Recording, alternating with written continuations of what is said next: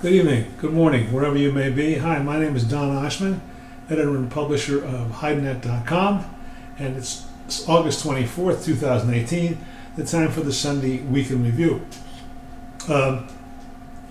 Andrea Guolo reports that the trade is coming back, the European trade is coming back from holidays in wherever they were in Europe, and they should be back in action next week, those that are not visiting the Shanghai Fair. It's fair season in Europe too, so there's fairs all over, including Paris and Bologna, every place. Not Bologna, but Milan. Anyway, the anticipation market-wise in Europe is for prices in September to start off where they ended in July. And up until this week, the downward trend in European prices in American prices was negatively affecting European prices. All that's changed because of the American strength seen this week, but we'll get to that in a minute. So far, prices have been steady in the first few days of August, where there was very little business going on, and some tanners filling in inventory. In the UK, July closed with 36 and ups at $1.15 to $1.20. That's pounds, and that's where it started off so far in Europe this week. And everybody else, all eyes are on Shanghai.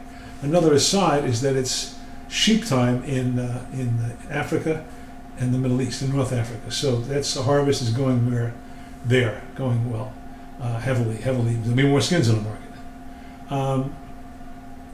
This week in America, some steer prices rose $3 and $4, which totally surprised everybody. It was amazing. And we examined why it happened, what happened, and what's going to happen in Shanghai. Can these prices be sustained in this week's reports, of which you can get a free trial at HideNet.com. Also, the big news for this company this week was Vera Dordick has been promoted to Vice President of HideNet.com. We're all pretty happy about that. And you can see her in Shanghai. You can call her if you can't find her at the United States Hide Leather booth. You can get her on WhatsApp as Vera Dordick. And she will have a daily video on our website at HideNet.com, and she'll give you a summary of every single day, the 3 days of the fair. Also, possibly some interviews. We talked about how good the steers were, but the plump cows were only steady, as were dairy cows. So all the action was in the steers, with the exception of heavy native steers that only advanced 50 cents for whatever reason. We also have a report of this week's U.S. report of Chinese currency fluctuations and how the government is now supporting the RMB. Also on the tariff, the proposed tariff of 5% on American hides going into China. That's going on. There was a negotiation this week with the Chinese delegation in Washington. Also, NAFTA, the North American Free Trade Agreement, is coming to a positive close, and that we should be able to announce in the next week. Meanwhile, for all this big sales price and increases, federally inspected slaughter was 636,000. It's always a big surge in business for the holiday, Labor Day holidays comes up next week. But export sales are only 440,000 and shipments 471,000. This has been going on for months, except with one crazy week about 2-3 weeks ago. So if you look at it on paper, we are producing more cattle in America than we are selling. And finally, the cattle on feed is up 5% compared to a year ago. Placements are up 8% compared to a year ago. No shortage of cattle coming into the market, and therefore no shortage of hides, regardless of the market.